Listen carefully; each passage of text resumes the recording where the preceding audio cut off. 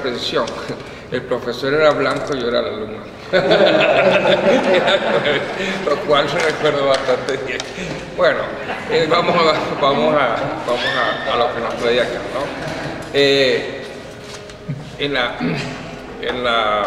En 1935-36 aproximadamente, llegó a Brasil en un barco huyendo de la Guerra Mundial un escritor importante llamado Stefan Zweig. Stefan Zweig estuvo en Brasil, ahí se suicidó, ¿ya?, en plena Guerra Mundial, y escribió un libro que tituló Brasil, País del Futuro, ¿ya? Por mucho tiempo ese calificativo, esa consideración se ha repetido. En los últimos años, algunos participantes en eventos internacionales dicen que ya no es un país del futuro, sino que ya es futuro en el presente, ¿no?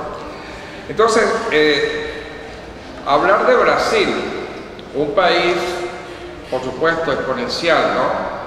47% de Sudamérica, casi la mitad sudamericana, 200 millones de habitantes, ¿no?, que limita con todos los países sudamericanos, con excepto dos, Ecuador y Chile, ¿verdad?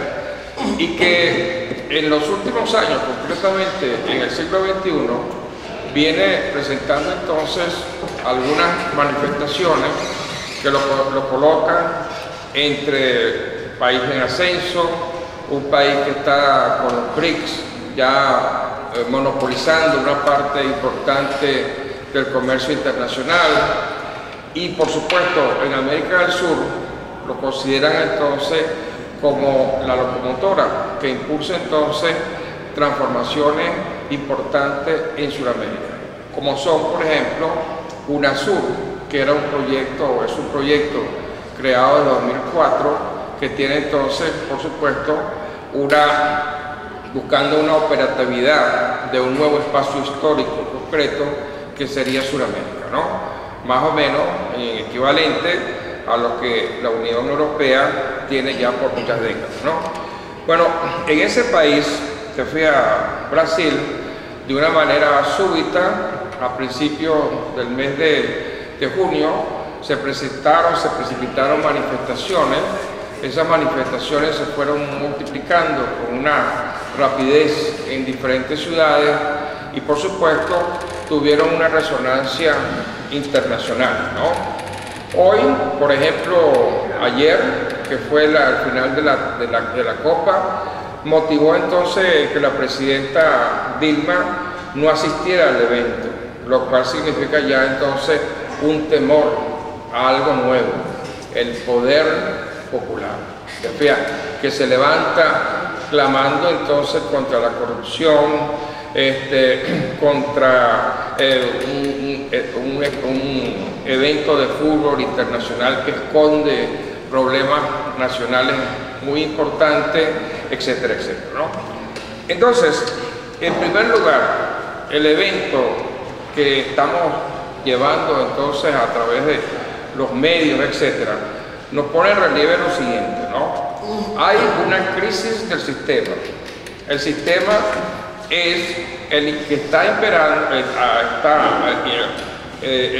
vigente en Brasil, concretamente desde el 2003. ¿verdad?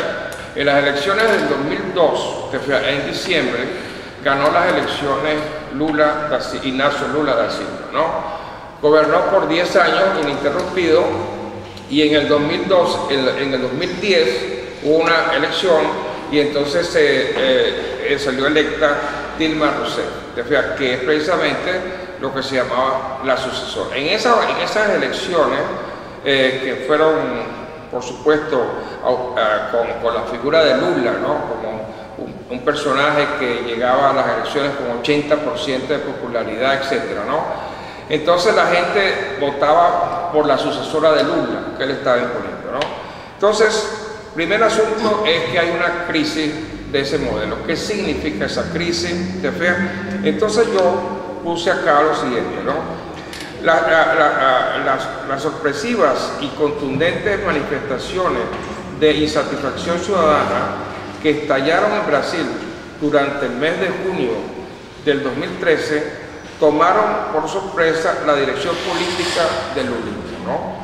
Y pusieron en cuestionamiento el modelo político que se venía implementando en ese país desde el 2003. Asimismo, la situación creada precipita a la sociedad brasileña a repensar su sistema político nacional, para establecer un nuevo pacto social y tratar de adecuarse a la dinámica de la globalización. Trataré de explicar eso, ¿no? Pone en dificultades la reelección de la presidenta Dilma, la cual la prensa dice que ha caído de una manera estrepitosa, ¿no? 77 cayó a 57 y ya ayer estaba en 36, lo cual la coloca ya en la situación de que una segunda vuelta tiene que competir con otros candidatos y no se sabe realmente cómo quedaría, ¿no? Bueno, y también aprueba a las élites políticas, que es lo más importante, nacionales. Evidentemente, y esto es importantísimo, ¿no? Lo que sucede en Brasil va a tener entonces inexorablemente un efecto sobre América del Sur. Todos los países del área van a ser entonces afectados por esa situación que está en la actualidad en curso en Brasil, ¿no? Yo entonces, para ocupar mi espacio, quisiera entonces puntualizar entonces 4 aspectos, ¿no? El primero, un contexto general muy rápido para ubicarlos a ustedes, ¿no? Sobre la originalidad del Estado brasileño. Sus premisas más importantes para comprender cuál es la problemática hoy de la situación de conflicto, ¿no? Evidentemente, después, y yendo propiamente al asunto, sería lo que es el ciclo del lulismo. ¿Qué significa eso? Y qué confrontaciones tiene entonces, primero con su entorno nacional e internacional, ¿no? Un tercer asunto sería entonces la cosa específica de Dilma en este momento y terminar entonces con algunas consideraciones acerca de la situación y sus perspectivas, que están más o menos en el escenario político discutiéndose en Brasil, ¿no? Bueno, el primer asunto es lo siguiente, ¿no? Brasil es el Estado nacional más original posiblemente de toda América, pero concretamente de América Latina. El Estado Nacional de Brasil se creó de manera inversa a como se crearon los estados hispanoamericanos. El asunto básicamente fue la crisis de independencia a principios del siglo XIX, ¿no? Entonces, en Brasil, como se trasladó la corona, se fortaleció entonces el aparato colonial de poder. Es más, Brasil pasó a ser entonces de periferia a centro, y es un caso excepcional en América, ¿no? Donde inclusive Portugal pasó a ser su periferia, ¿no? Fortalecido el centro, tenemos lo siguiente, ¿no? En Brasil entonces el Estado se forma primero que la nación. Muy diferente, como decía, del caso panamericano, donde se crearon entonces movimientos y guerras de independencia nacional que terminaban como corolario la creación de estados. Entonces había un proceso nacional y después se creaba el Estado. En Brasil no, en Brasil se conformó el Estado y precisamente el Estado, porque fue una transición dentro de la misma familia real, donde el hijo Pedro II optó por quedarse en Brasil y determinar la independencia, mientras su padre y el resto de la familia regresaban a Portugal, y entonces eso es el problema cismático, ¿no? Pero ese se crea dentro de la misma familia real y Brasil entonces queda como un imperio independiente, ¿no? Antiguamente era un imperio asociado que era Brasil, Portugal y Algarve, ¿no? Entonces esto es extremadamente importante, porque La nación brasileña se encuentra a través del Estado. Ese es el centro de donde las diferentes, un país tan grande con regiones muy bien definidas se encuentran. Y se crea evidentemente una relación entre el poder efectivo, que es el rey, que está en Río de Janeiro, ¿te fijas? Y en las regiones, el que tiene el poder real, que son los grandes latifundistas, los grandes hacendados. Esos grandes hacendados son esclavistas, y precisamente el primer pacto que se establece para mantener la unidad del país es entre los esclavistas. Entonces hay una coincidencia de las élites locales en mantener la esclavitud, y por supuesto se establece entonces una relación entre el rey, que mantiene por supuesto la legalidad del Estado, y los otros que mantienen entonces la base del imperio, ¿no? El surgimiento del Estado, y para que funcione, ¿verdad?, es precisamente mantener la unidad del territorio.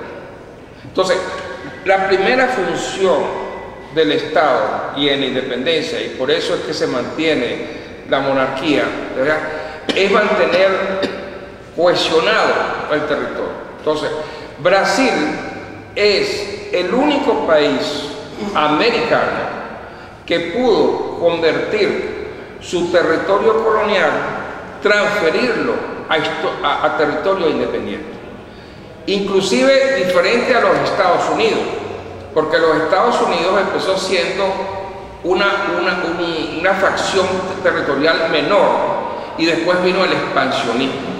Brasil no, Brasil tuvo su poder territorial, no convalida, entonces puede ser convalidación. Y es muy diferente, como estamos hablando, del resto de los países hispanoamericanos, donde viene entonces, después de la independencia, un proceso entonces de divisiones internas, ¿no? Entonces esa es la diferencia, ¿no? Brasil mantiene la unidad territorial, ¿verdad? Entonces el Estado es el garante de ese tránsito, ¿verdad? Y entonces, por supuesto, es el centro, el Estado va a convertirse en el centro de conciliación nacional. El objetivo, a través del desarrollo histórico de Brasil, del Estado, es eso, mantener la unidad. Y esa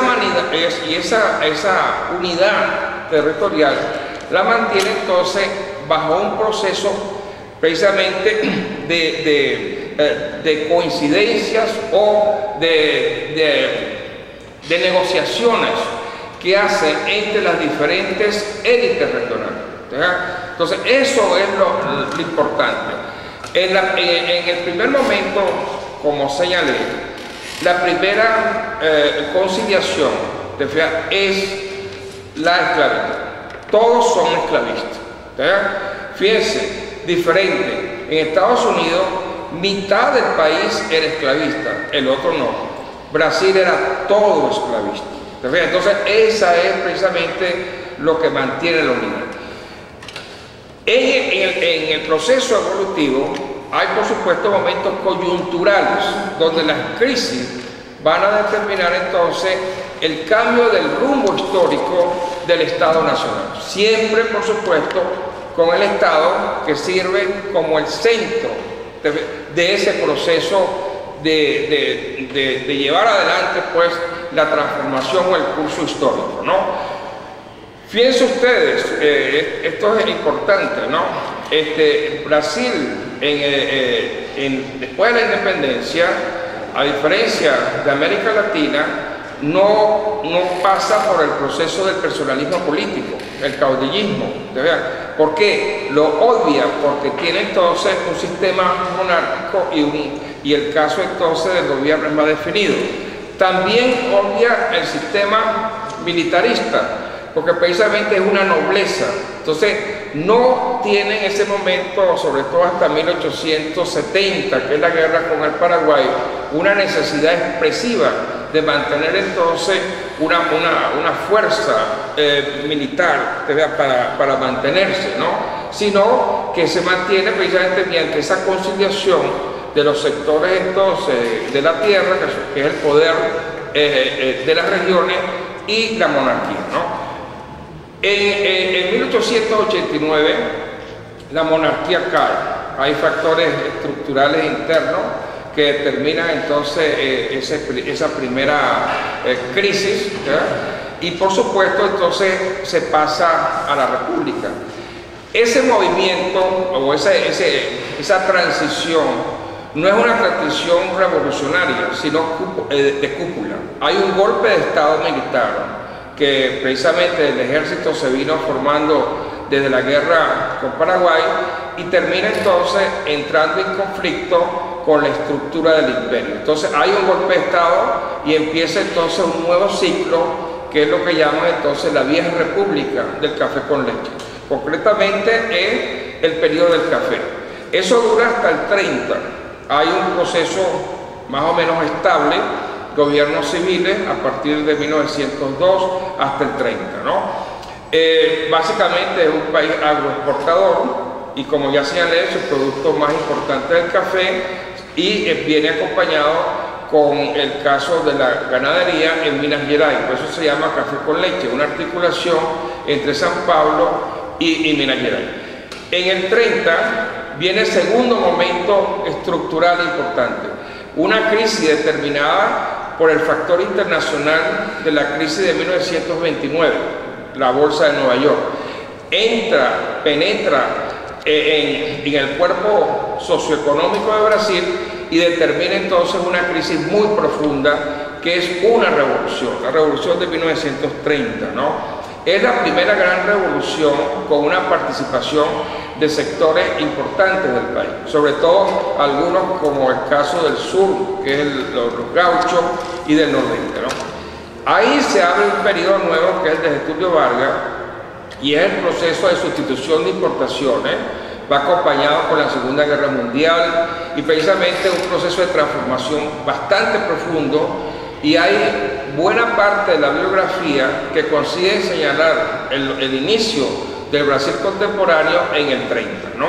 Ese es un proceso muy dinámico, que hay varias segmentaciones con la Segunda Guerra Mundial y posteriormente, y en el 60 entra en crisis interna, problemas después de la muerte-suicidio impactante de Vargas. Hay el periodo de Juscelino Kubitschek, que crea entonces Brasilia, y después entonces los problemas económicos se agudizan y problemas sociales. Ahí lo que hay, por supuesto, es una agudización del problema del populismo, hay divisiones, pero estructuralmente es precisamente que el desarrollo industrial llega a un momento conflictivo de transición. O sea, hay que pasar a una etapa. Entonces esa contradicción que va en el desarrollo económico y sobre todo industrial y la agudización de la confrontación política determina una salida fuerte, que es un golpe de Estado que se da en el 64. Ese golpe de Estado es marcante, es en plena Guerra Fría, va entonces es el primer golpe preventivo que se da en Sudamérica ante un contexto definido, después con la influencia de la Revolución Cubana, etcétera, etcétera. Y ese periodo es lo que abre entonces el curso del autoritarismo militar. Son 5 gobiernos militares que duran hasta 1985, ¿no? En ese periodo, los militares son los primeros que empiezan a hablar entonces de una potencia y toman como vía a ser potencia el desarrollo de la bomba atómica, ¿verdad?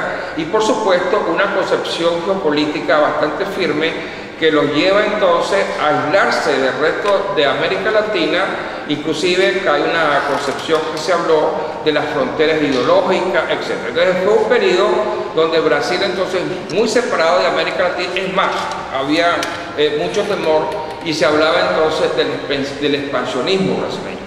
Cosas muy particulares del desarrollo mundial y internamente, concretamente el problema de la energía, el problema de los precios del petróleo, etcétera, etcétera, fueron determinando un proceso gradual de retirada de los militares que se llamó una distensión. Esa distensión terminó en 1985, cuando los militares se retiran y empiezan entonces las administraciones civiles, llamadas entonces como una reconquista de la democracia, ¿no? Evidentemente, eso fue el periodo de Tancredo Neves, que fue un personaje importante señalar porque uno de los candidatos en la actualidad es Aécio Neves, que es el gobernador del estado de Minas, es el nieto de usted. Bueno, el periodo civil y militar, civil y la reconstrucción de la democracia no fue tampoco algo que su llegada iba a solventar los problemas de Brasil.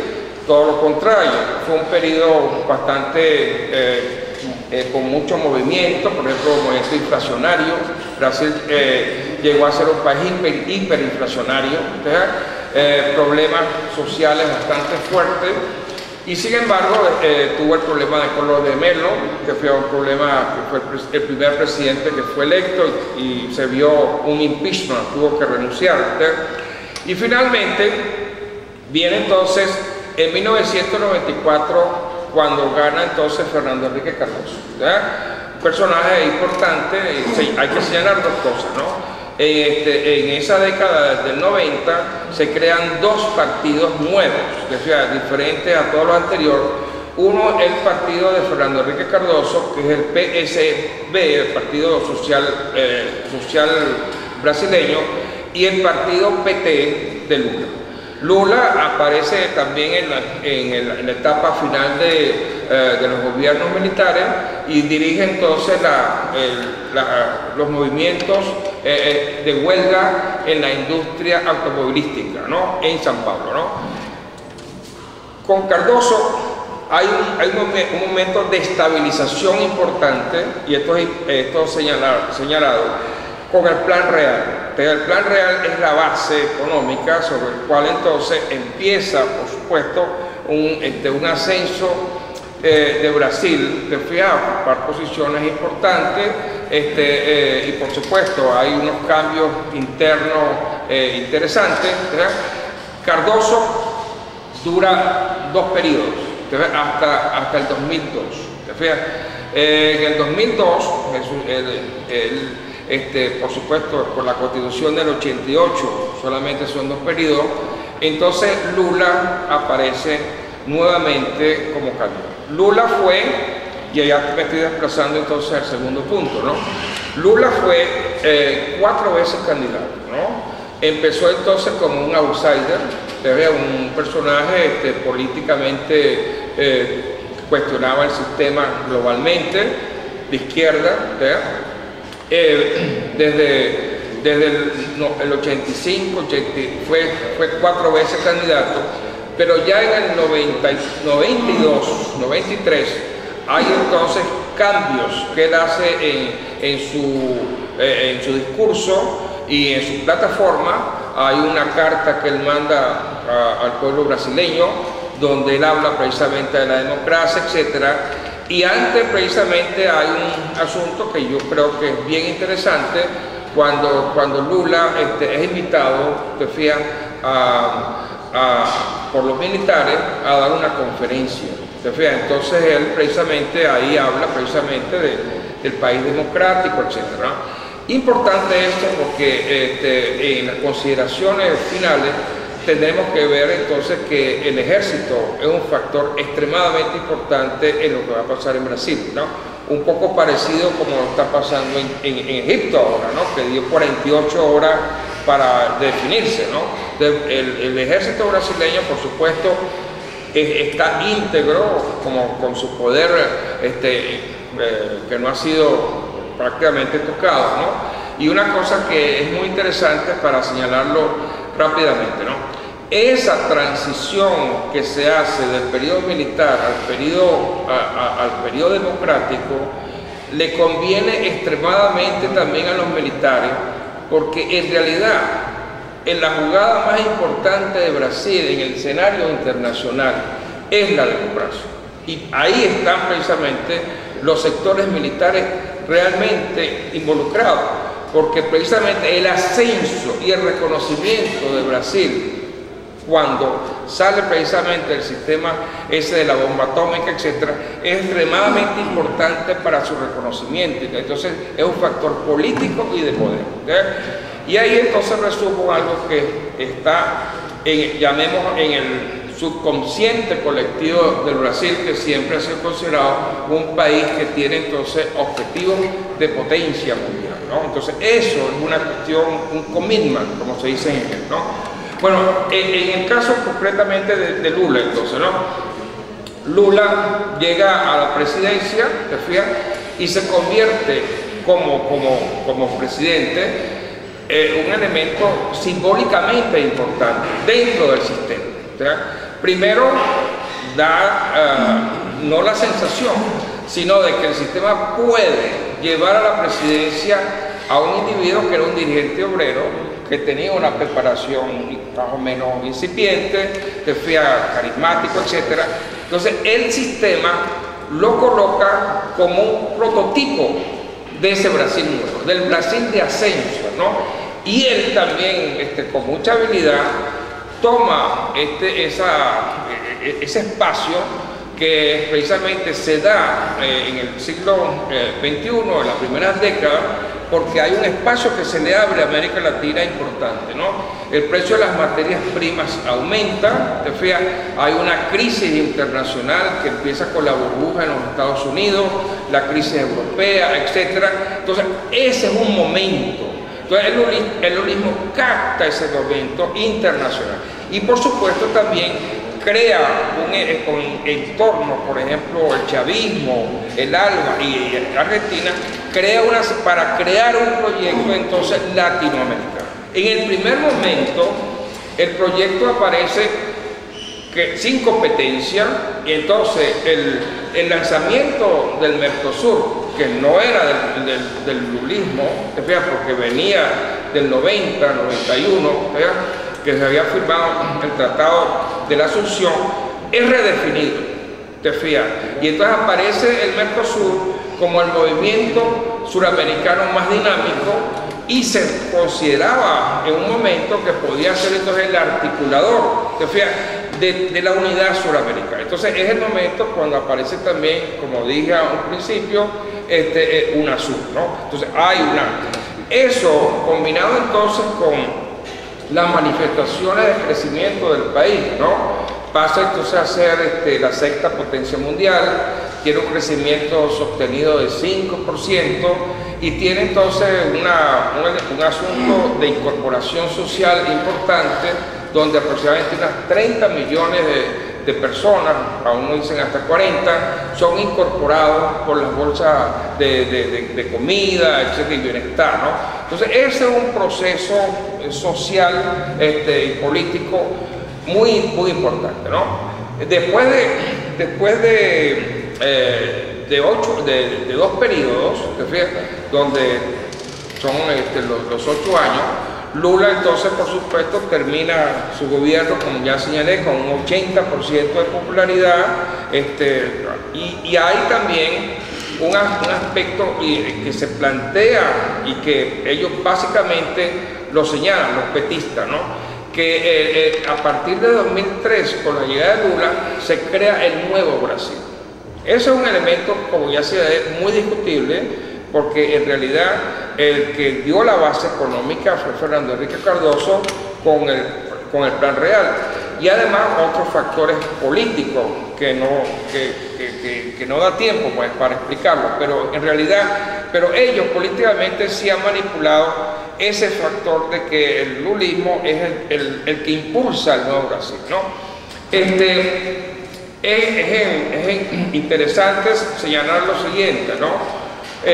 Algunos señalan que precisamente cuando Lula llega, hay lo que se llama el Foro de Sao Paulo. Con el Foro de Sao Paulo es una integración de movimientos de izquierda, donde entra también el chavismo, etc. Y algunos señalan de que ahí se estructuró, te fijas, una especie de avenimiento sobre todo con el kirchnerismo y el chavismo, ¿no? Entonces había, como señalé, el hecho entonces de politizar el Mercosur para convertirlo entonces en un instrumento, ¿no? Detrás de ese acuerdo del Foro de Sao Paulo se hablaban y se habló también de un acuerdo entre Lula y el mismo Fidel Castro, que surgía después de la caída del muro de Berlín, ¿no? Son incidencias, son especulaciones, etcétera, pero es importante para el planteamiento que voy a hacer seguidamente, ¿no? Entonces, Lula, cuando tiene que retirarse de la presidencia, o sea, no puede continuar, nombra entonces una sucesora que es Dilma Rousseff. Dilma Rousseff ya es ampliamente conocida la referencia por la prensa, no va a ser, inclusive ella no era del PT, viene de otro partido, pero se pasa y fortalece entonces la posición del presidente, ¿no?